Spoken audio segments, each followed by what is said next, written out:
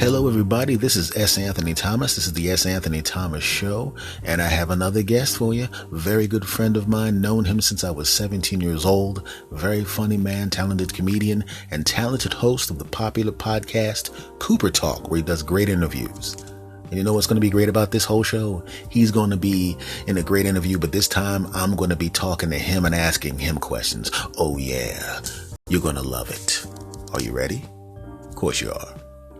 Let's do it.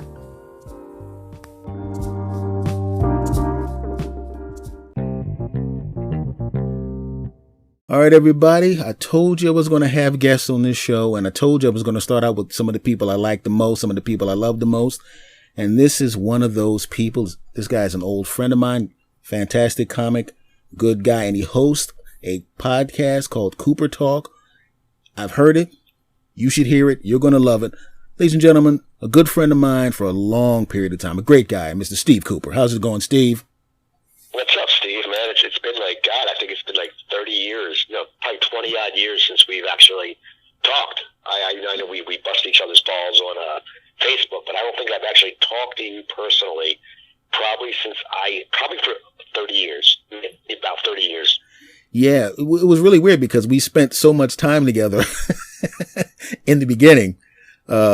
And then, all of it, well, it's a transient business. And also, when people start a comedy at the same time, everybody becomes MCs at the same time. Everybody becomes features at the same time, and everybody becomes headliners at the same time. So all the people you want to hang out with, you literally can't because you're all performing the same function at a comedy club someplace else. Yeah. And it changed also. I mean, you said like when we were MCing, when you MC, you usually stay in your area. So I still remember one of the best times is, I'd be playing an Andy Scarpati gig, or you'd be emceeing at the Outlet, and we would all come into the city and meet up. But then as you start getting older and going out on the road, you can't do that. And that's the funny thing. That's when you start losing connections with people. Because if you're featuring and emceeing in the same area, you can always hang out. You can always meet up. Because I remember it used to be the South Street Diner or Nick's Roast Beef. And you would sit there and you would hang out. But then once, can't hang out if someone's in Richmond, Virginia, and someone's in, Pittsburgh, you're not going to be hanging out. I'll be honest with you. In the beginning, the first few times, early on, when I was 17, 18, and 19 years old, even though the shows are going pretty good, some of the things that I look forward to most was hanging out at the South Street Diner and Nick's Roast Beef with everybody, because that was fun. Yeah, I was thinking about that. It was so funny because it was such a weird crowd. It was like me, you, Big Nick, and if your listeners don't know, Big Nick is called Big Nick because this guy weighed like 400 pounds, and in the winter he'd go to Florida and he'd sell hubcaps. And then there was the late Fred Novak, who was one of the funniest people ever, but when he got drunk, which was all the time, he was just insane. Then there was Chuck Carmen, and and George Sharp, and just a different crowd, and then sometimes like Tompkins or Adam McKay would show up. But that was the coolest thing because we would just hang out and we would BS.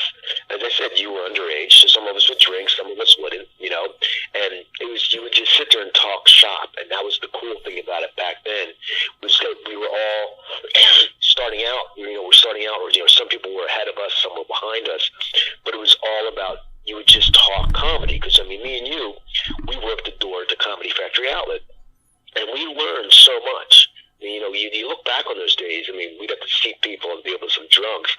We got to see, Gilbert before, Gilbert was dying, not doing good because people weren't getting him. And then Evo Phillips and Bobby Collins and Tim Allen. And that was great. And that was, I think we learned a lot as comics back then working the door.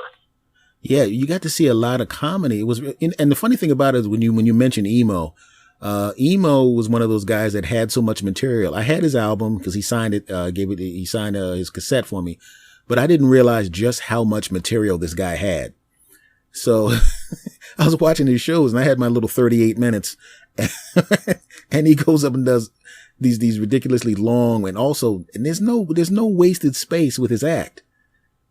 Everything moved to the next place and you were watching a master craftsman.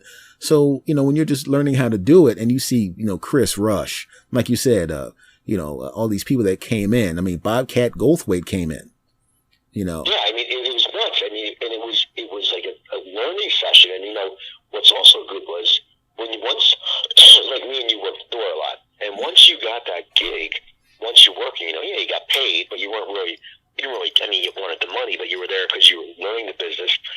kind of got you that automatic good spot on open mic with like 7 minutes. Because I know when you draw it out of the hat, man, if you drew 25, you'd be like, screw this shit. Because you know you're going to be there till, thank God back then there was only 25 damn comics. Not like now there's like 8,000. But you would sit there and you know you'd be going on in front of like 4 drunks. But then again, the difference back then and now is open mics used to get packed back then. I mean, the CFO, Comedy Factory Outlet, their open mics would be busy. And that was one good thing. We always got a good crowd. I didn't even know about the CFO for the first 4 or 5 months. I was over at the Comedy Factory Outlet. And for those who are listening and who don't know about this, obviously this is being heard in different countries. So, in the United States, obviously Philadelphia, we had 2 clubs that were really close to each other, and they were both very, very good rooms. And, I didn't know about the Comedy Factory Outlet. I started out at the Comedy Works, and then I went over to the Comedy Factory Outlet maybe 4 months later. Some of the guys went, how come we never see you over at the CFO? I didn't know what a CFO was at the time, and I go over there. For me, yeah, it was weird. And then like you said, there was big crowds. I was like, what the hell is this? Well, for me, what was weird is, when I was in college, I'd make people laugh. I remember I did the Mr. Stockton, which was some stupid contest, like a Miss America type thing. And my talent was, my first year I did it, I did a Rick Springfield air guitar. But the next time I did it, I did a total Rodney Dangerfield routine. It was like an impression, and I didn't know that you weren't supposed to not do someone else's jokes. Like, oh, this dude's I did 5 minutes of Rodney Dangerfield jokes. Mm-hmm. But I wanted to do comedy, and my mom had told me about the Learning Annex. And so I took a lesson I took a class with Tracy Skeen and then Brian McKimminshaw. And Tracy, at the time, her sister was married to Clay Healy, who ran the Comedy Factory Outlet. Mm-hmm. So that's where they took us. Like my first night, it was like our graduation. So there was 8 of us in the class. I think Laura Godfrey was in that class, and I think Neil Boble was in the class after me. I don't know if Brett Harrison was in my class or the class after me, and we all, we got to go down and we went to the Comedy Factory Outlet. So that was automatically my first club, and I found out there about the Comedy Works, which was just right across the street. And if I remember, I think CFO open mic was on Tuesday, and I think Comedy Works was on Wednesday. Almost. Close. Comedy Works Wednesday, CFO Thursday. Okay. All right, yeah. I knew Comedy Works was Wednesday, because then eventually it became Best of Philadelphia on Thursdays at Comedy Works. Mm-hmm. So, that was when you could get when they liked you, and when Kevin basically put you up on the list and you got on, you could go over there. That was one of the first honors I felt as a kid, because I started at 17. How old when you started? So I was 17 when I started. I graduated college. So when I graduated college, I was 22. Graduated in May. I think I started when I was probably I started when I was 23 and a half. I think I was out of college for about a year, and I started doing stand-up. I think it was about a year. And, for me, it was one of those things, once we started doing it, we would go all the time. And it was free. I remember I sold fax machines in the day, and I would get home, and I had the wonderful Fiero that was legendary, the damn McLaren Maroon Pontiac Fiero that I took you to many gigs with, and used to pick you up. And I remember I would go in Cherry Hill. I was living with my parents. I got out of college, and Cherry Hill was 12 miles from Ben Franklin Bridge. And I would, back then, you pay on your way in, you pay on your way out. And I didn't have Easy Pass or any of that shit, so I just drive through and you got your money. And then I'd make that loop and I'd find parking right near the club, and then you'd just go and then you perform, and then you'd hang out. And it was great. I like that. I still remember that Fiero, because it literally felt like you and I were laying down on 2 skateboards next to each other. Well, I remember picking you up one time, and you said, "Don't pull into my hood, because a white guy in this car is going to get in trouble." So you met me 2 blocks down the street from where you lived. I got news for you. I was only half kidding. I know, that's a funny thing. What's the funny thing is, though, but it was as long as you had a car, we would drive anywhere, and it was something that But the funny thing is, because I lived in LA for all those years. And I really didn't do comedy that much, and I still dabble in it. But these kids, not these kids, these people would drive like an hour and a half for no money. And I'm like, screw that. I mean, me and you love performing, but there's no way we're leaving Philly or Northeast Philly. There's no way we're going for more than 45 minutes. We're not getting at least $25, $50 jumps on like a Solari gig or a Scarpati gig. And that's the difference. I'm like, you know, you guys, you have to sit there and get paid because else you're just a moron. I mean, you know, you can't, like people say, oh, on Facebook, they're like, I'm going on the road. I'm going on the road to Vegas. But no, you're not going on the road because you're not getting paid. You know, going on the road means you're making money.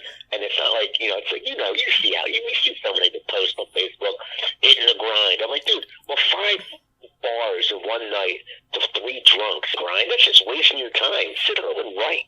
You see, and we're literally going to start sounding like old guys when we talk about this. But you know, I remember somebody called me on the phone and he asked me to do this gig, and I went, listen, if I'm not getting $500, I'm not coming there. Anything else you got to say? Well, yeah, it's like it's not that things are. It's not like we're old guys. It's just, it's changed now because there's so many more comics. I mean, there was people back then. I mean, you know, just the money. I mean, we had the Pickle Man.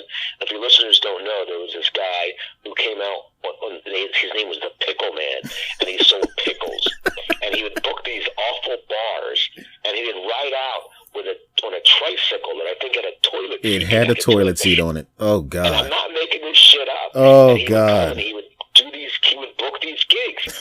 Now, just think about it. You're a comic. You're going to, like, a crappy neighborhood. You know, it made it be, like, a hard-ass Italiano South Philly, or, you know, like a biker bar in Gloucester, New Jersey. And you want to go on and you want to work your craft, and you have to follow a guy, like, riding around on a tricycle, honking a horn, throwing out pickles.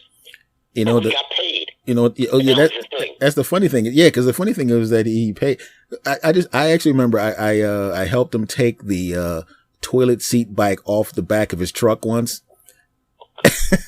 And I said to him, I said, Steve, I want you to mark this day on the calendar. I want you to mark this as the day I helped you do this. And also the last time I will ever help you take this thing off the back of the truck. It was the dumbest thing I'd ever seen in my life. Nothing against him, but I was like, I can't, I'm sitting there going, you know, I finally got to the point where people were respecting me in the business and everything like that. And I'm taking these gigs on like a Tuesday and a Wednesday night, and I'm taking a damn tricycle with a toilet seat on it off the back of a pickle truck. Yeah, but I'll tell you one thing, his damn pickles were good. That was some good-ass pickles. They were all spicy. Of his stuff was good. I would get a gig. When I was getting low on pickles, I would go, screw it, man, I'm going to take a gig. I'll get $60. I'll go to South Philly. I'll cover my back when I'm driving, and I'll get pickles. And it was great. Hey, you and I are very, very similar, because I would take gigs, I would get pickles and horseradish. Oh, God, yeah, his horseradish was good, man. It's so funny. And he's still around. I don't know if you heard this story, but I heard, someone told me, remember John Tucci? Yeah. Who ran Stitches? Yeah. Well, I was at a comedy club in L.A., and Jimmy Schubert, who's a Philly guy who I became friends with, Jimmy's there. And John Tucci booked a club called Stitches, and he had like the biggest nose. He had like this hawk nose. And you remember Tucci's nose. I always thought that'd be a good name for a punk band, Tucci's nose. Yeah. And I'm sitting there, and I go to Schubert, I go, is that Tucci? He goes, yeah. So me and Tucci got to know each other. We talk every once in a while. I go to his house every once in a while to eat. And he told me Pickle Man reported that he got stabbed in his car in Philly. And it was some big thing. And then all of a sudden it turns out that he actually stabbed himself and reported the story. It was crazy. He stabbed him. I heard the story, but I didn't hear the part about... Like just a year ago. Like, he stabbed himself and said he got stabbed and it was over some, like, gambling debt or something. It was nuts. I heard the story about him getting stabbed, but I didn't know he stabbed himself. Good Lord. Yeah, they changed it. And that's who we used to work for. At least that's he didn't. how the comedy was. But you know, it was. But the thing I remember is that when I think we started in. I started in '86, January of '86. Okay, I started in '88, I think. Because '87, maybe mid '87 or '88. Yeah, because I remember as far back as I remember, you were always there.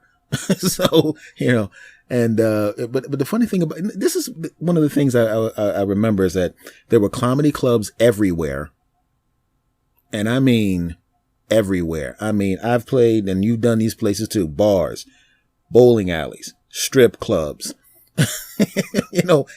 outside roofs, people's houses.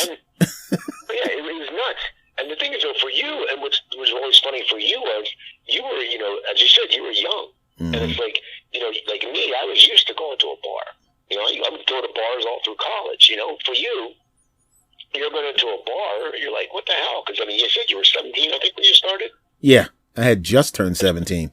Yeah, and then that's when I met you at the CFO, and you were hanging out. And, so it was just weird for you. It was a weird scene because you were a kid. You think about it, and you were hanging out in a man's world. It was, a lot of those comics were older that would show up. Jet Rink and all those crazy guys, they were all old men.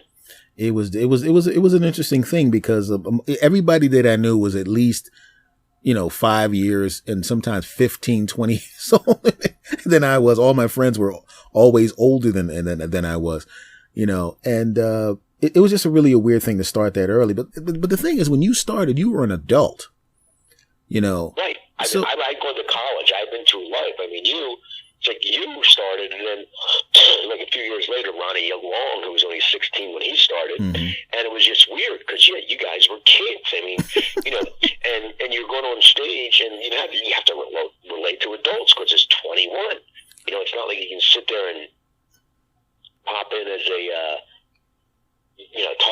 have kids aren't going to be in there, so you had to really cater your material to adults. But I think was made it harder for you guys to write.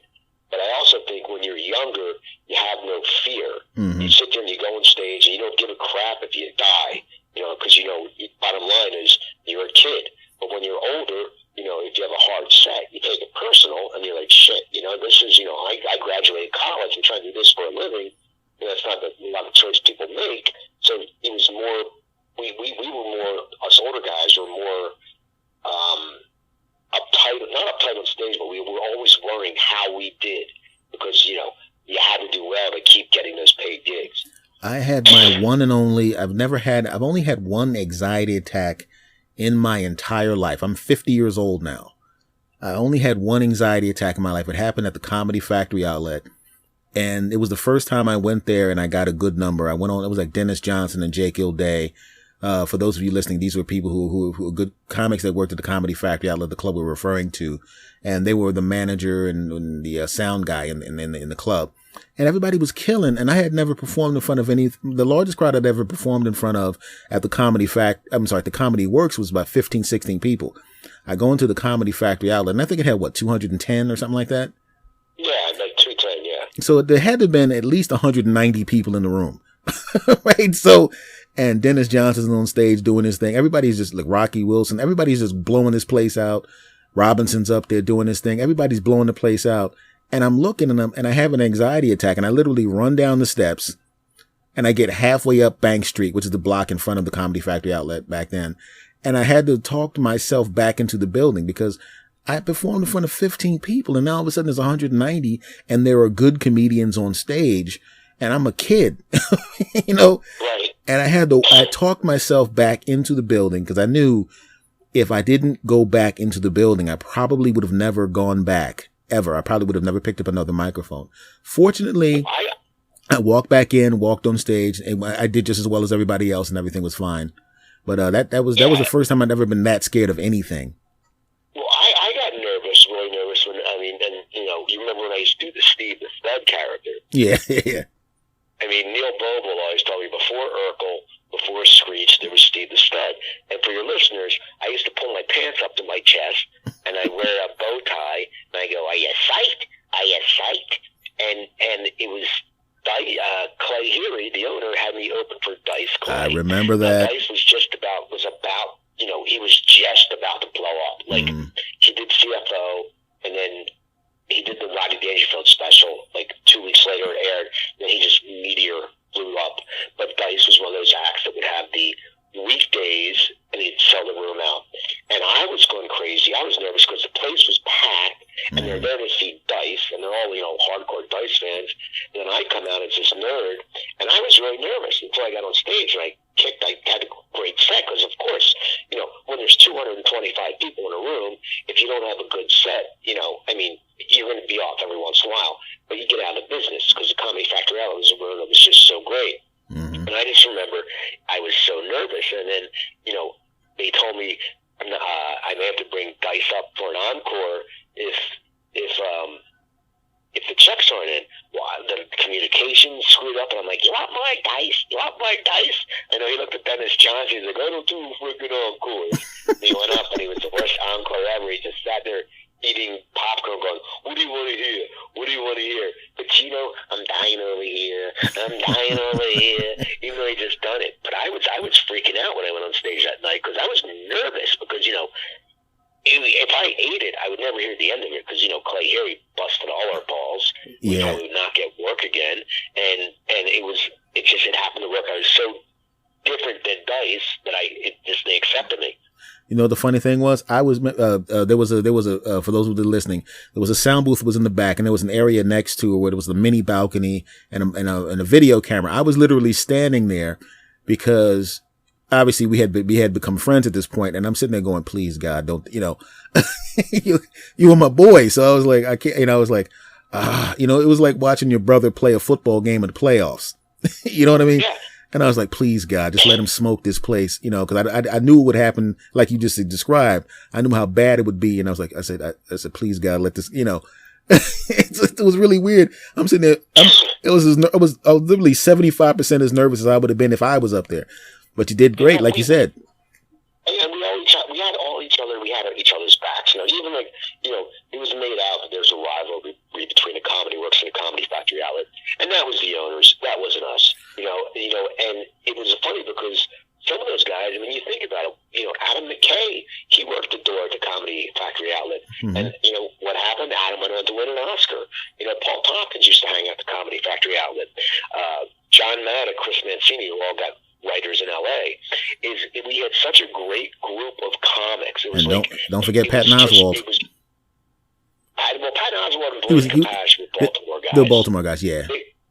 It's really weird because I played Baltimore so damn much that because Clay always sent me to Baltimore. I mean, he would split my weekends in half. He did the same thing to you, and so I was up there so much. Baltimore that much, I would, but I didn't go as much. He sent me out. He literally, most of my weekends got split in half after a while. Friday in Philly, Saturday in Baltimore. And that was the home of the late Woogie. He passed away, but Woogie, he was like, I don't even know how he got work. He would be like, hey, Woogie. Hey. And Clay loved him. Clay had his people. Mm-hmm. Well, fortunately, that included yours truly, and you got a lot of work too, so that's good. Oh, yeah, it's good when it's us. We both were lucky enough where we would do also weekends at the Comedy Works, which a lot of comics, we were the first group of comics that really could play both clubs because we were good MCs. They needed strong acts, and there was luckily our group, we had good acts, but there wasn't really a lot of strong MCs. So we got lucky for the fact that we could do both grooves, both clubs, and then we had Mitchell's, and then I got in with Scarpati, who he gave me 35 weekends in 1 year, thanks to Grover Silcox. So it was just one of those things. There was so much work for us. Then we had Paul Solari and Ray Cipolla, and I started as Going Bananas was closing. I think it was open for like 4 months into my career, and it was one of those things that there was so much work, and we get so much stage time, and it was quality stage time. There was always good crowds, and back then it wasn't this Springer bullshit that they do now, where it's like, hey, you want to do a show? Bring 6 people. Am I getting paid? No. Then screw you. Back then they booked it. As you said, you walked to the Comedy Factory Outlet one night, and there's like 190 people or 180 people on an open mic. That's how it was. They knew. Clay had a gold mine. Yeah. Steve Young had a gold mine, and people showed up. And the Comedy Factory Outlet. I remember when we used to do 3 shows on a Saturday night. Oh, that third show though. Good Lord. Oh, the Drunk Idiot Show. Sweet Remember God. when Uncle Dirty was so hammered and he kept repeating his jokes? Yeah, I remember that. Tell the truth now. When you got to that third show on Saturday, 3-pack shows on Saturday, wasn't there a little party that went, did I say this already? Oh, yeah. No, because you would sit there and, you know, and we were still new. Mm-hmm. So it's not like we had 2 hours of material. You know, we all lied and said we had 45, but we probably had 20. And you're doing 15 or whatever, and then you do a little crowd work. And then, you know, if you're host, because you were hosting, you're to go up again. And, yeah, by the late show, you'd be sitting there going, oh, did I do that? Because I never went in order. I don't think you're the same way. I mean, some comics. Oh, God, no, I never go in order. Verbatim. Neither of us did that. So you sit there and you go, crap, did I say that? Because that would be like the worst. I mean, could you imagine, like, telling a joke twice in your set? You look like a moron. Yeah. You know, I mean, I've seen it. So I've seen somebody. It was hard. But it was cool because it was an extra payday and we were already there. So it's like, why not? Oh, when you had great. to work it, when you were performing and you were getting that $5 an hour under the table, when you're sitting there working, it sucked because you're like, man, I'm going to sit here, and then you had to wait till everyone left, and they'd hang out, and you're like, Christ, you know, it's 2 o'clock by the time you get out, and then you want to hang out. And it sucked when you worked it, but when you were a comic, it was great because then you could just hang out. You know, like, hey, I'm not working, I don't have to deal with this shit, I can leave as soon as I'm done. Or you can just hang out and watch the acts. But by that time, you got tired of seeing, you know, the headliner, even though how good he was, unless it was Dom. You know, unless it was Dom, who would always change his act, and people would always yell shit to him, you would just want to leave because you're like, you can't watch, I don't care who it is, you can't watch the same act 5 times doing 45 minutes. We'll be back right after this short message. And now, back to the show. Oh, God. And by the way, I just want to stress for those of you, if there's any IRS listening, maybe Steve Cooper was paid under the table. I, of course, was always paid over the table. And I paid extra taxes on all the money. Thank you. So, because we made about what? We made about $50 a weekend. They're coming after us for that. Like, hey, yeah. Oh my God, those guys. Remember 30 years ago, sir? Comedy Factory Outlet. Screw them. There'll be a big audit. Clay will end up in jail. They'll be like, screw you, Cooper. I said, well, that's what you get for always busting my balls on Facebook, Clay Erie. Saying I'm not funny. Because he's vicious on Facebook. Yeah. Oh, yeah. Well, the thing is, I don't know. See, well, to us, we're used to it. So, so it's like if you have an uncle that does that. I had a couple of uncles that were always like really take good shots all the time. But I was so used to it, I almost didn't hear it after a while. But this is something I want to know, because I talked to another friend of mine on the podcast a while ago, and there are people that I've known for a long period of time, like you. And a lot of times when you have a friend and you get a friendship and you're doing your own, you're on the same journey, a lot of times you just kind of enjoy the friendship, but there are things that you just don't know about the people. And I'm fascinated, and I've always been fascinated by origin stories. You know, I always wondered what made you do comedy? What made you pick up the microphone the first time? What was that? What made you do that? Well, you know what? It's funny. I was in high school, and I guess, you know, junior high, but high school, I would make people laugh, but I wasn't a class clown. I'd be talking to someone, you know, and I'd make them laugh in class, or, you know, me and my friends would hang out, we'd bust balls, and they said, you should do comedy. And I loved watching comedy. I remember being a younger kid, and for some reason at the record store, I found a Lenny Bruce album in the to-go bin, and then George Carlin Toledo window box. Yeah, I had that, which, you know, my parents back then, I mean, I had great parents, but they weren't thinking, oh, what's on this album? They just thought they didn't know what a pot plant looked like. They don't know Toledo window boxes about pot. And I was just fascinated by comedy. And then I was, you know, I was popular in high school, but I was somewhat quiet, you know what I mean? But I would make people laugh. But never like, hey, look at me, I'm Steve, you know? And then when I went to college, you know, I just had a blast. I was partying all the time, and I'd make people laugh. And I wanted to find out how to do comedy. I knew I wanted to. And I just said to my mom, but I had no idea. You know, growing up in Cherry Hill, you know, it's the suburbs. We weren't going into Center City, you know, in high school. We were high school parties. And I went to college in New Jersey near Atlantic City. We would go to Atlantic City, but, you know, there was you wouldn't know how to do comedy. And so my mom saw an article about the Learning Annex. And so I took that class because I knew I wanted to do it. And I went, and they made me get my act together. You know, they made us practice. And I got my spot, and I remember George Sharp. he was at the show, and he's like, yeah, you know, you might be good at it. You know, he said, always hang out, man. Always make sure you get on stage.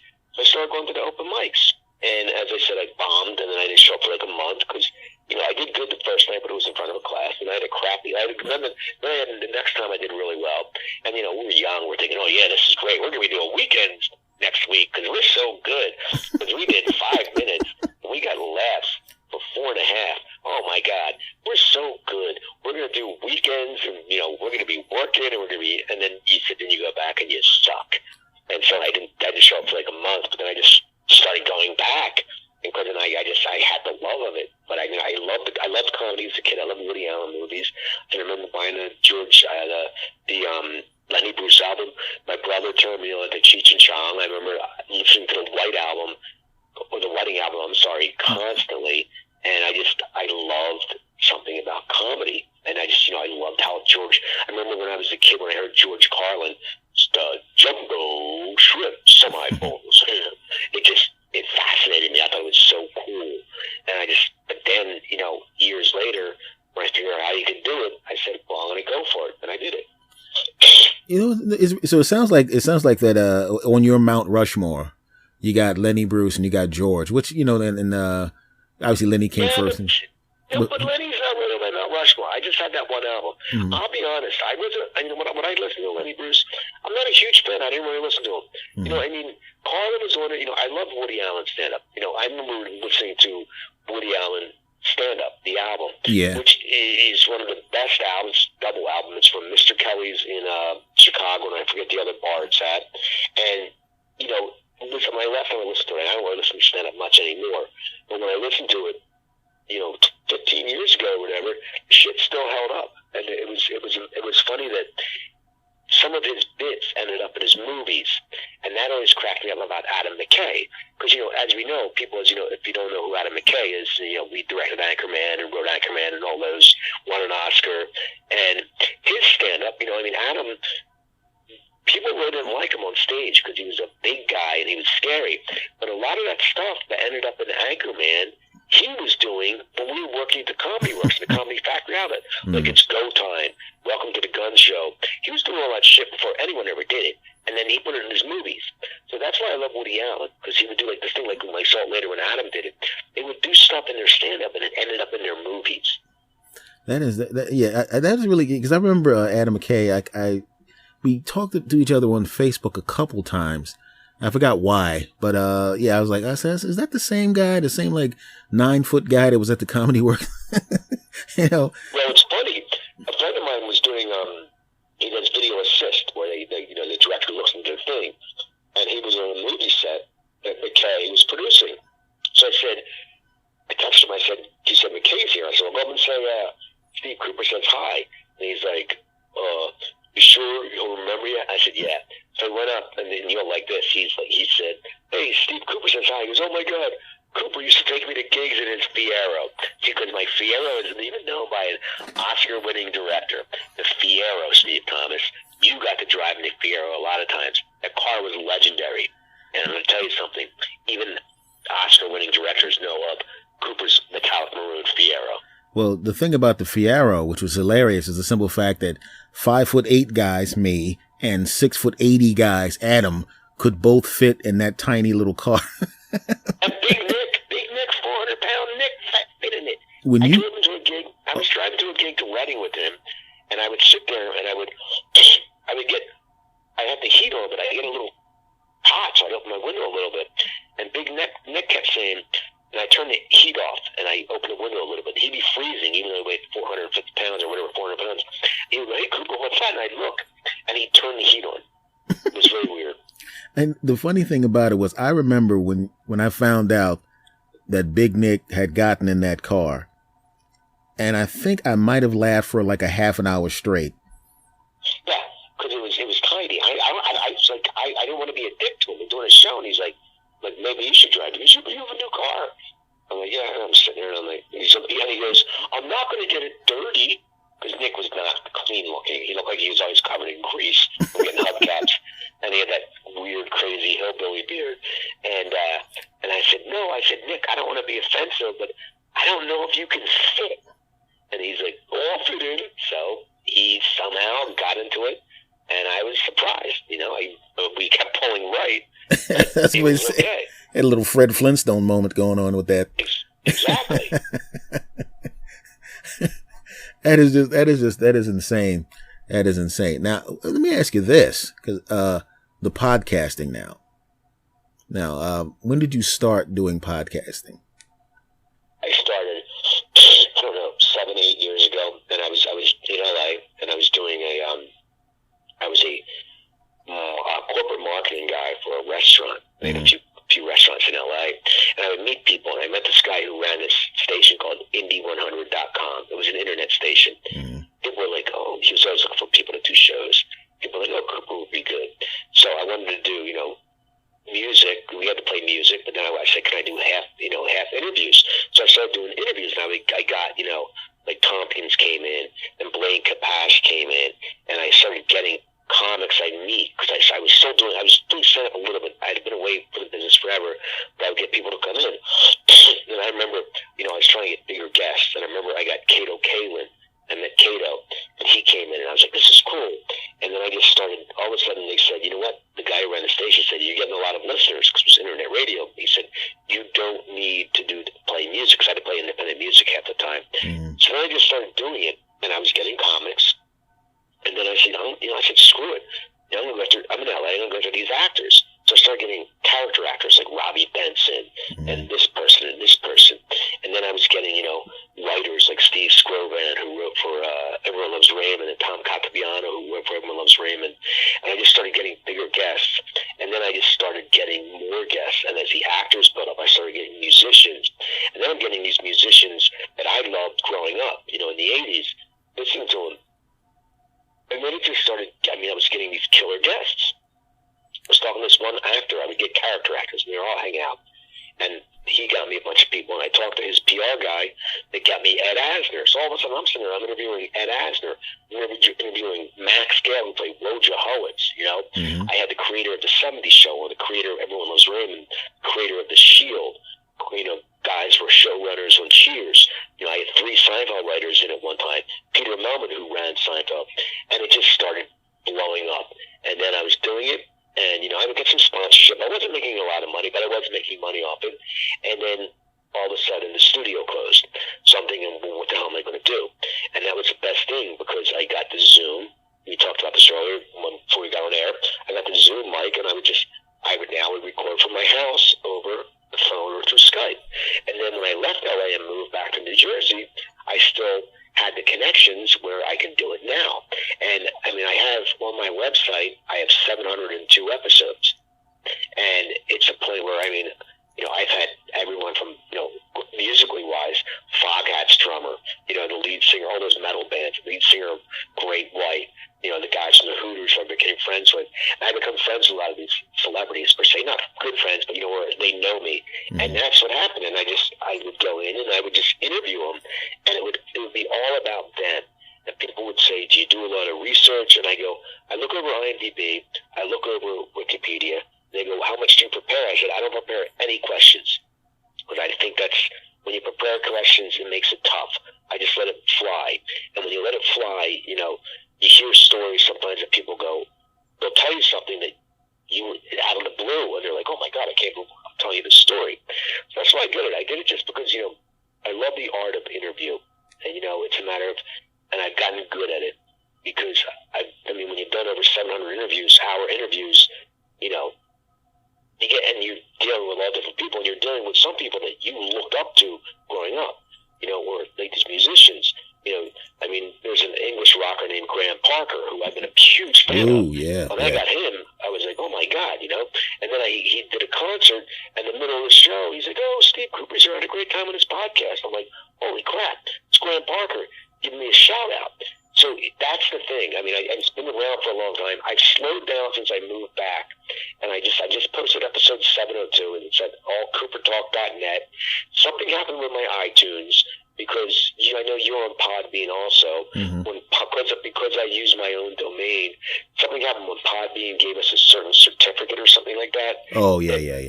I'm not on iTunes anymore, but I'm on Stitcher. So I have to look into that. But I like to go to my site, CooperTalk.net. And I want to kick it up because I do miss interviewing because, it's fun. And you sit there and you get to talk to people that, that you would never, I would never fathom in little Steve Cooper would sit there and be talking to this person.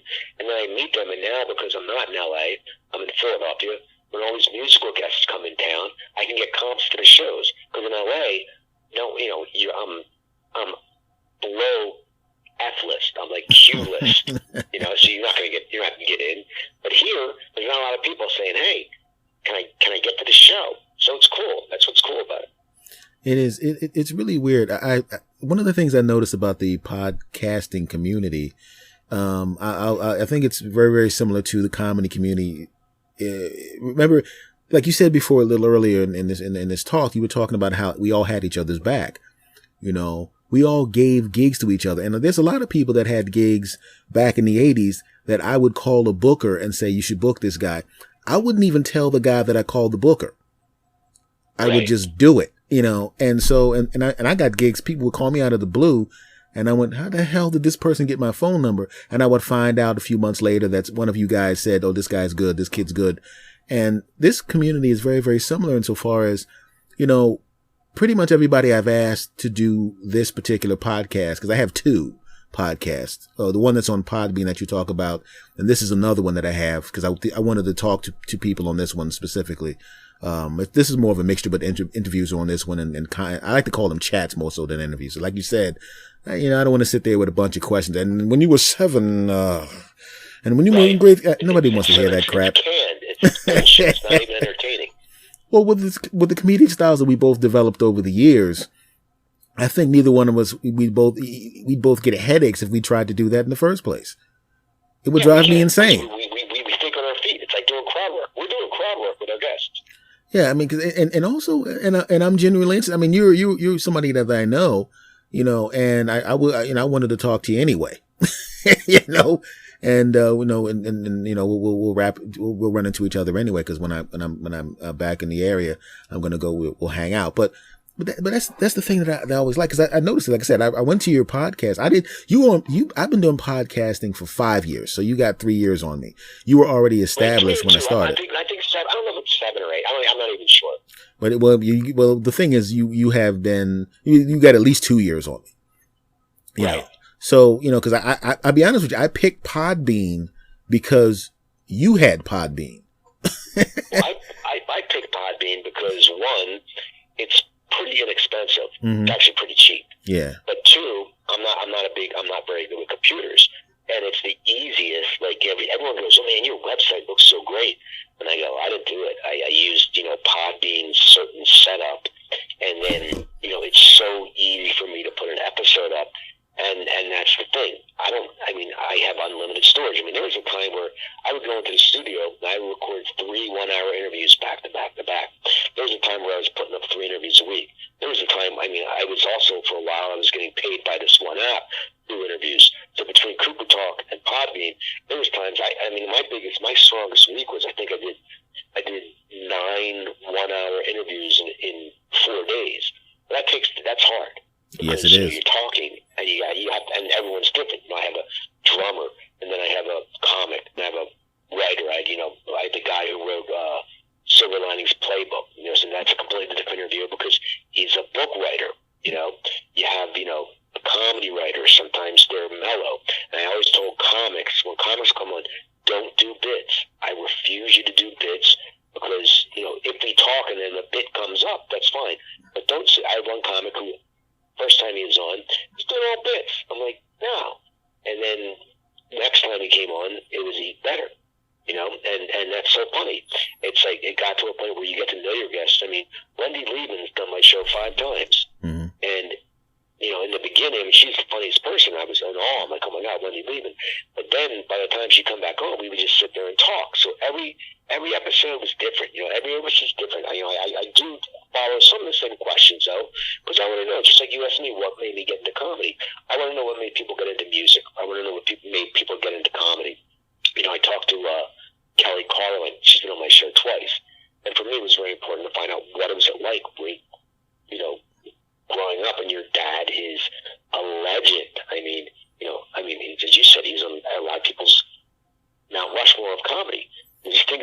growing up as a kid. That's your dad. That's like stuff that people don't understand. Yeah, well, I'll put it to you this way. If Carlin is not on your Mount Rushmore of comedy, someone should walk up and slap you in the mouth. Exactly, yeah. You got to have Carlin, Cosby, and Pryor on it. If you don't know what the hell you're talking about. Yeah, and it's hard, and it's true. It's like we can expand it a little, but it's just, it's true. So that's, with the podcasting for me, that's the thing that I love, though, in interviewing is just asking people those questions. I don't pry. I don't do any of that TMZ crap. I'm not going to sit there and say, hey, so I heard you got arrested for banging a 14-year-old and doing blow off her ass. I'm not going to ask that because I don't care about that. That thing is, my interviews are from what I care about. What I want to know. Why did you do this or why did you do that? But I mean, it's like I think you're the same way. Mm-hmm. I don't care about dirt. Dirt's stupid. I said to somebody, I asked, they'll be on the show in the future, and I'm going, look, I'm the host of the show. I consider the show basically to be as if you were hanging out with me in my house or something like that. I want you to be comfortable, and I just want us to hang out. Because one of the things I always like, remember we were talking earlier about when we would go to Nick's Roast Beef, or we would go to the South Street Diner, and sometimes every once in a while Hosai Guy, which was a Chinese food place in Center City, Philadelphia. Some of those conversations, I think maybe if a civilian was sitting at the table with us, a comedy civilian, they would probably be able to dig maybe 60% of it. Some of it was inside type stuff because we all knew each other so well. But those conversations were some of the, like I told you before, those are some of the things I enjoyed the most, were just hanging out and talking with everybody, because everybody was interesting and fascinating, and everybody was a good comic and knew they were good comics, and we knew we respected each other. So there was no need to try to inject your bits or to work on new material in front of each other. You would just sit there and you would talk and enjoy each other's company. And I think that as far as podcasting is concerned, the simple fact that it's long form, it's not 11 minutes on Letterman, it's not 5 minutes on some morning show where you're talking about your movie. It's a long form interview. Sometimes, I mean, not Joe Rogan long. Joe Rogan. Somebody asked me, would you do a podcast that's 3 hours? And I'm going, No, I would not. I usually try to keep mine into the hour range, because, if it's somebody I'm interested in talking with, I'll talk with them again, a few months later or whatever, because, let some things happen and then you'll talk to each other again. But I enjoy this because, you get an opportunity to literally just relax into the conversation, and you get to have a real understanding of the person that you're talking to. Even though I've known you for a long period of time, and we haven't seen each other in a while, but we know each other. I never asked you your origin story because, we were just doing comedy. I didn't know about the Learning Annex. I didn't know that. I didn't know that Neil and the other guys had come through the same type of course. I didn't even know that existed at the time. And to me, that's absolutely fascinating. When we knew each other, we were young. I mean, we were kids. I mean, you were a kid. I mean, I was a young man. Mm-hmm. You were a kid, and that's the thing. Because when you're at that age, you don't think about that. But when you get older, you start taking it in stride. Like, it's, and you don't see someone for a long time. It's like, why did this guy grow up? What made him get into comedy? And you don't think about that when you're young, because you're right. We were just thinking about comedy.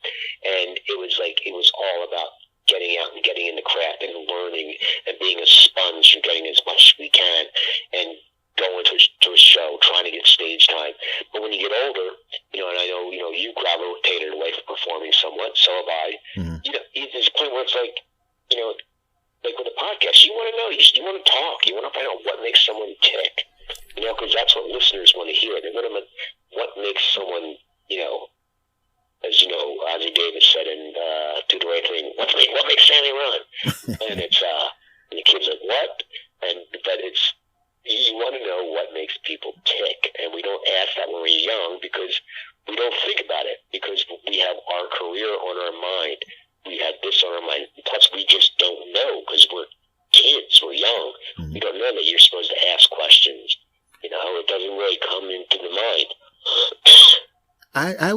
When it comes to this, one of the things that surprised me the most was how much I absolutely love podcasting. I was shocked. I didn't think that I would enjoy anything anywhere near as much as standing on the stage with a microphone talking to people. But this is pretty close. I was surprised at how much I enjoy it, and the community and the people that, this is what I taught. So I was doing somebody's radio show a little while ago, promoting this podcast, the two podcasts. And I was just completely shocked by how much I enjoyed this. And the thing that I found out was if you remember, when you had people that listened to your stand-up comedy, if they really loved it, really connected with it, they would always say, Steve, I love that thing that you did about, and it would always be you as the conduit to the act itself. It was like, I like when you did, I like when you said. But with the podcast, when people write you or run into you, they say, I love you. Right. And that, I didn't understand that at first. I went, what the hell? Because it seemed, because keep in mind, Steve, you've done 702 episodes, which means for the people that have been listening to you for the entire length of time, and I got people that have been listening to me since the first episode, and so do you. You've been in their ear 702 times while they're driving, while they're walking down the street, while they're on the treadmill, while they're in traffic. I've done 340 of my other podcasts, and I think this is like the 12th one of this one. So you've been in people's ears hundreds and hundreds of times. So you're there with them. And there are times when they just want to get away from people or just get away from their spouse or just relax. You're in their ear, and it's just you and them. And in the stand up, they see the other 400 people there. With this is, even though there's hundreds and maybe thousands of people listening or whatever, it's you and them. And I was surprised at the intimacy level of that and how much people connected with you with the show. It shocked me. And as it turns out, I think it's a wonderful thing. Well, what's cool for me is, because a lot of times, because I do get celebrities, I've got a lot of celebrities, there's people that have 100 IMDb credits. And it was cool. Like, I remember Bodie Elfman, who's married to Jenna Elfman. Mm-hmm. He was doing my show, and he's like, "Oh, can we go next door real quick before I need to get some pineapple juice?" And he's like, "I really dig your show." And that's a cool thing for me, because people who do my show, a lot of times they'll listen to an episode or two before, and then they dig it. And so then all of a sudden I found out, some of these people, my guests or people I watch on TV, are listening to my show. That's cool for me. And a lot of comics I know listen to my show, and they go, because we like your interview style. I have this guy who, has got me a few guests, because he's a guy who promotes concert in North Carolina. He found my show because he was looking, I don't know how it popped up. I had an interview with Tony Harnell from a metal group called TNT, and this guy saw something, he listened to it, and he contacted me. He's like, "Hey, would you like to interview this guy from this band?" I go, "Yeah." And then the weirdest thing is, I had this kid, he's like 16-year-old guitar protege from the area. He found my show somehow. So he listens to it. So he friends me on Facebook, and his dad friends me on Facebook. And so now I've gone to see this kid play a few times because his dad invites me. And it's just amazing, And this kid, he's like 16, and he's been playing guitar since he was like 8, and he loves hair metal. So I saw him one time post on Instagram about this guy named Ace Van Johnson, who plays for a group called Faster Pussycat. And he said how Ace he put his picture of him doing a solo to Ace, and Ace liked it, and he was all excited.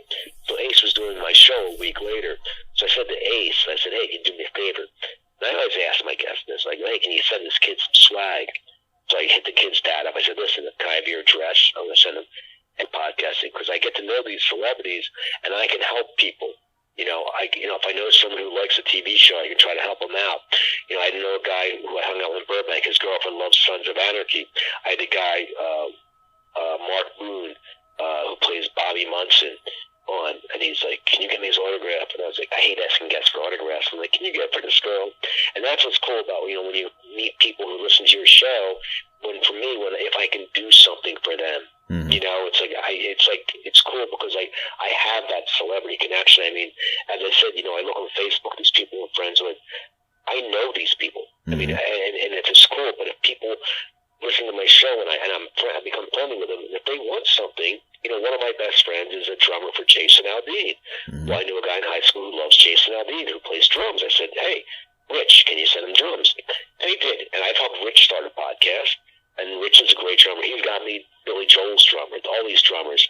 And that's how it works. When you get your podcast, when you start podcasting, for your guests, you get your guests to get you guests. It's just like comedy. When you start getting at a level, and instead of, comedy, we would send a videotape and press kit. Now I just send a letter of who's been on my show, and that's the cool thing, about like booking guests. Like you hit me up, and that's good. And I hit up people up in the beginning, but now I hate to deal with PR people because they have to show why they have their job. They ask you a lot of questions like, this is bullshit. Leave me alone. But it's true. With Facebook, I send people blank inquiries. And I look at people they know who I know are mutual friends of ours on Facebook, and I put that they're guests. Mm-hmm. And it's crazy. That's something, like you said, you love podcasting. Well, one of the things I love about podcasting is the chasing the guest.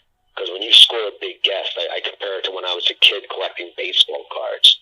When you sit there and go, holy shit, I just booked this person. I'm going to be talking like another 80s guy, Howard Jones. Mm-hmm. I tried to hit him up. I never heard back from his people. I was like, yeah, well, whatever. I get an email. Hey, can you interview Howard 2 days from now? Here's his Skype address. And I'm like, crap. It's like, as I said, it's like getting that baseball card. It's getting that, the Pernell Tucker card. So,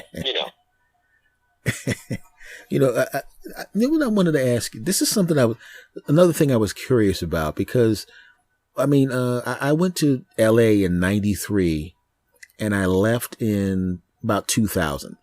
When did you get to Los Angeles? I think 2002, maybe 2001. I'm not sure. Okay. That explains that. Cause I'm sitting there going, I didn't think we overlapped out there. Cause because if we were both out there at the same time, we would have seen each other every 5 seconds. Right. Well, and the funny thing is, I wasn't really doing stand-up then at that time, but I did do an open mic one night, and I ran into Fred Novak. Mm. And I was like, holy shit, it's Fred Novak, And it was weird, because that was probably, and I think you had just moved back, mm-hmm. And I think, wasn't Jet Rink living out there? Yeah, I used to hang out with Jet. By the way, for those listening, these are friends of ours, very unique comedians and unique personalities, I'll put it that way. And right. And I used to hang out with Jet. I used to see Jet every day. Okay. And I saw Fred maybe 3 or 4 times a week. But Jet I saw every day before I left. Yeah. And okay. That was but because you lived in Burbank, correct? Yeah. Well, when I first moved out, I lived in Hollywood for a little bit. Then I lived in Westwood. I was married at the time, and then when I got divorced, I moved into Burbank, a little studio, and then I moved into downtown Burbank, and I was there for 14 years, I think. Yeah, because I remember, I think we talked on Facebook, and you were. I remember asking you why you got the hell out of there. How you got out of Los Angeles? Yeah. I got out of LA. I'll tell you why, man. Well, me and my girlfriend Joanne were living out there. She was a sexual assault victim, and she's done a bunch of TV shows. And she was trying to she played some colleges. She didn't really want to travel, so then she was doing background work, and I got her as a show regular on an Amazon series because the star was on my show as a background person. But we just got, LA's just become a shithole, and it's so funny. The rent's going through the roof. She owned a place back here. I didn't have to be around. I didn't have to be around LA anymore. I was like, my podcast I can do anywhere, and I was like, you know what? Our mortgage will be, 50% of our rent in LA, which I had a great deal, which now has gone up. LA has become, homeless people everywhere. Now the fires, I'm telling you, something's going to happen in like 6 months. There's going to be an uprising. And it's just the traffic got worse. And you can't go anywhere. And you sit there and you don't really do anything social because you don't want to take an hour and 45 minutes to go 20 miles. And there's not like here where I live in South Jersey where I can drive 10 minutes to the Speedline station. And I'm in Philly. I'm in Philly in 20 minutes. Easy. Just boom. Train runs every 12 minutes. And it's just where I grew up too. So I was tired of it. LA gets to you. And it's a matter of people always want something. It's so funny. What I've learned is all the celebrities I interviewed, no one was a jerk. And I'll take that to my grave.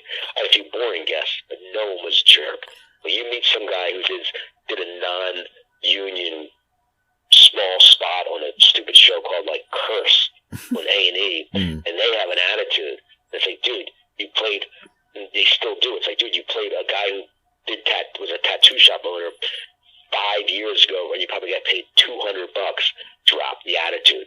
Everyone has an attitude that hasn't made it, and they all want something from you. That was the funniest thing. And they all sit there and they want, like, oh, it's like, well, what can you do for me? And, and lucky for me, I became good friends with some people who weren't in the industry. And the guys I became friends with who were in the industry were sound men, were cameramen. So they don't give a crap. They hate front of the camera. They're the back of the house people. And that's what I liked about it. But it got to a point where there's just a shallowness, and it's everyone's in a rush, and it's just, you leave when I left LA, there's like a sigh of relief. Because when you live in LA, every time you get in your car, you do this, you're thinking, how long is it going to take me to get there? How long is this going to happen? Is a 405 going to be packed? And now, when you go into Hollywood and anywhere, there's just 10 cities. You can't even walk down the street without getting hassled. And it's happening everywhere, except Burbank, because Burbank's run by its own police department. But it changed. The quality of life is really shit. And I see people, bitching, going, oh, I can't survive out here. Well, for some reason, a lot of these people, and it's not like the people like us who are actually talented, it's always no talents. I think for some reason, you move to Hollywood and you become famous. No, you don't. And you have to bust your balls and you have to make ends meet. Because if you didn't, everybody would become a star. You know what I mean? You see on Facebook, people bitching. It's like, dude, you're not even funny. You see these people perform and they're awful, and they're like, well, this person got this gig. I can't afford this. Because you're not getting a real job, which you should, because you suck. Don't waste your time. Get out of LA. You were true. It's very, very true what you were saying about the people. I was hanging out with a guy, and he was he was an extra, and I was actually auditioning for TV programs and stuff, right? And he didn't know because I never talked about it, because it's like, if you don't get the show, what the hell are you going to talk about it for? It's like, I talked to this girl and she was really hot, but she said no. The hell am I going to talk about that for? So, right. So he's not even at that point. He's not even doing that. I'm literally, I'm like, there's celebrities in front of me with notepads, giving me notes. Right. So this guy is, he didn't know that. So he goes, you should probably take a class with me because, maybe you shouldn't, because, I go for the more upscale type roles, and I don't know if, you're kind of a regular guy, and I don't know whether or not, you should go with because they want me to do I'm more of an upper scale. And I'm inside, I'm laughing at the guy going, I just had like 5 TV stars literally on the other side of the table, and I made it to really close to getting on a show. I came really close.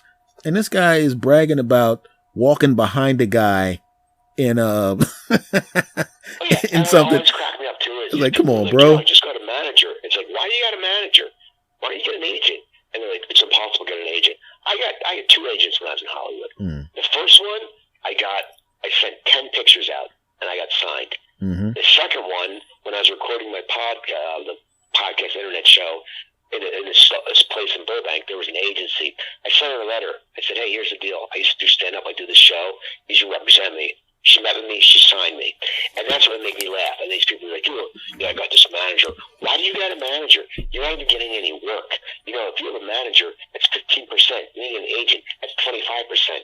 It's like, it's so funny. And that's what it is. All these people. I knew a guy who's like, yeah, I'm a musician and I'm an actor. I said, you take class? You audition? Are you in a band? Do you have a teacher? Are you trying to get on stage? No. Then you're none of them. You're just a fucking guy who hangs in a bar and drinks. Okay?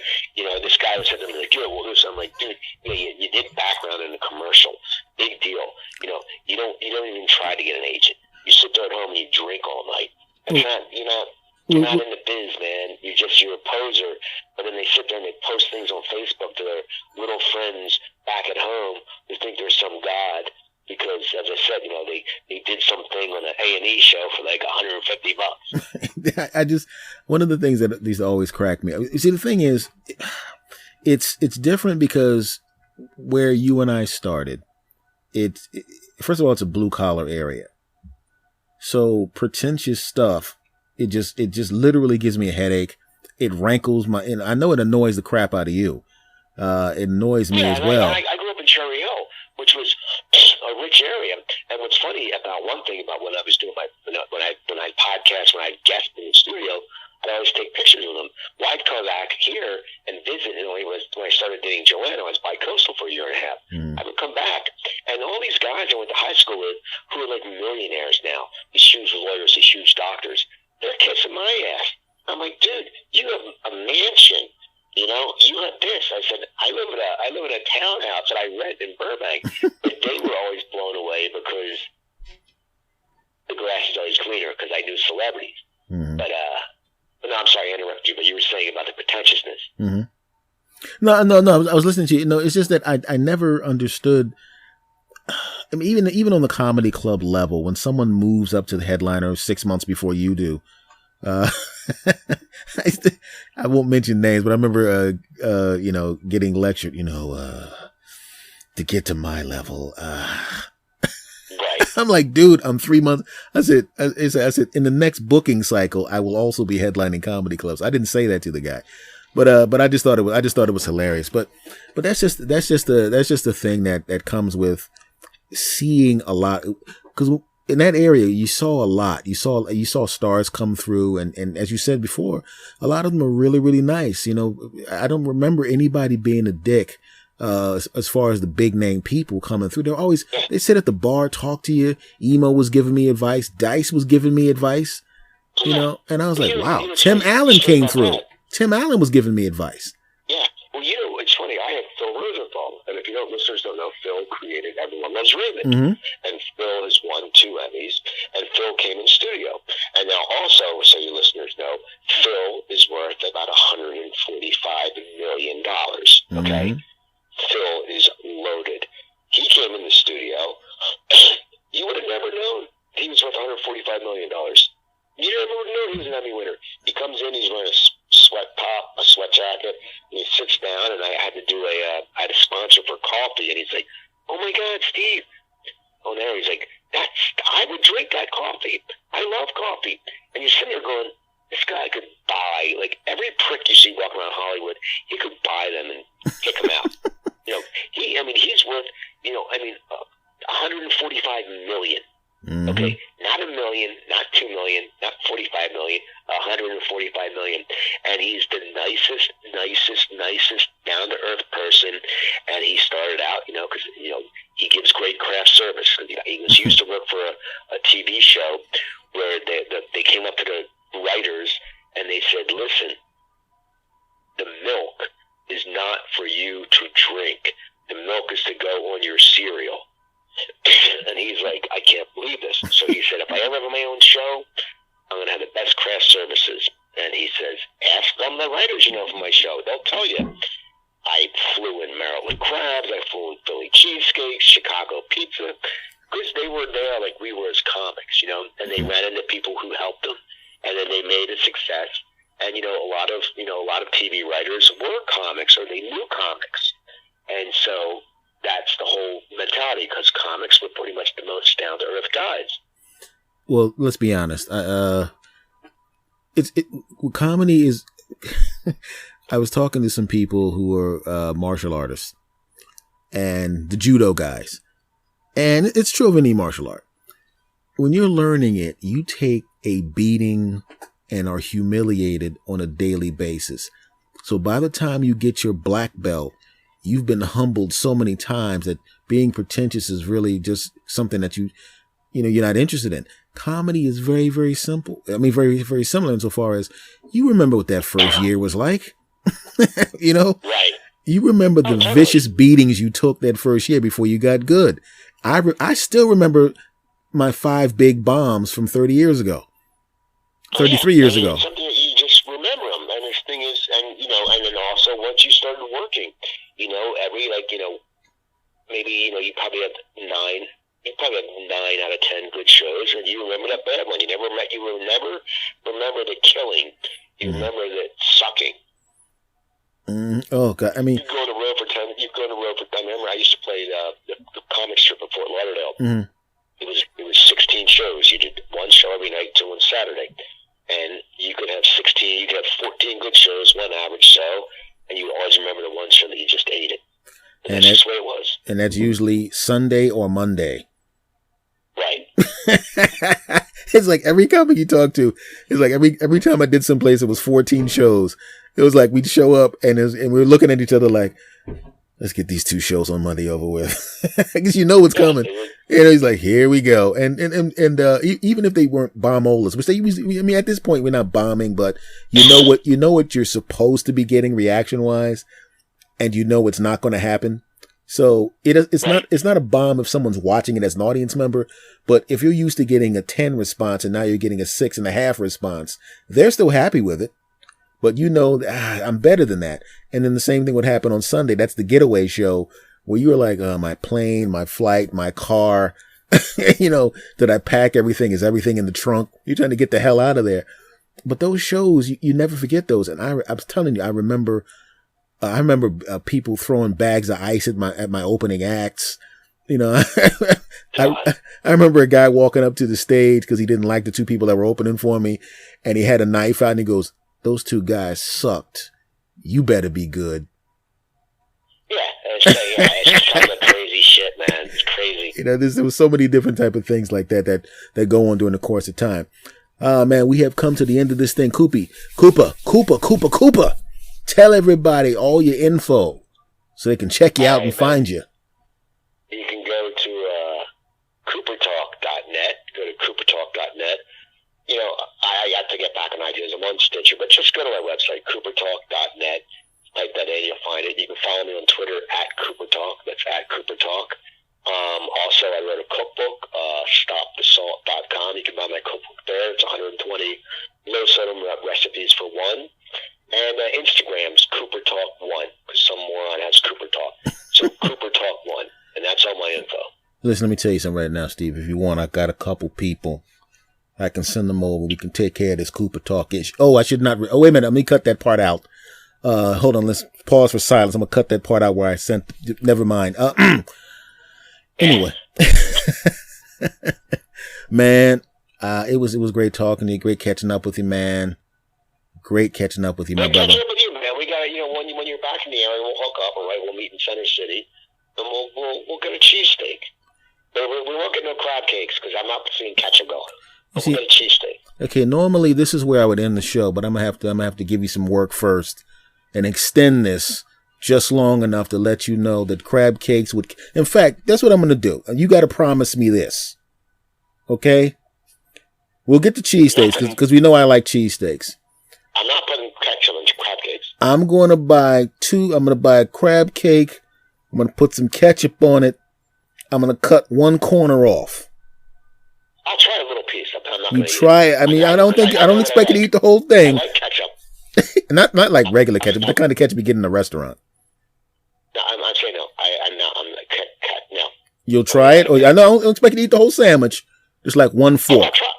I'll try a little piece. I'll try a bite of it, yeah. Okay, now I just want to let you know right now. Now, if you're listening to me right now in the United States, you're listening to me right now in Canada, you're listening to me right now in Australia, you're listening to me right now in the UK, you're listening to me right now. There's expats in different countries. You just heard right now, Steve Cooper said in front of all of you, he will at least try the crab cake with a little ketchup on. And you're going to stick to this crap, right? I will. I swear to God, I'll try it. Okay, now you all heard this. You all heard this. There's a whole bunch of you that heard this. I'm going to hold you to it, Steve. All right, man. Okay. All right. All right.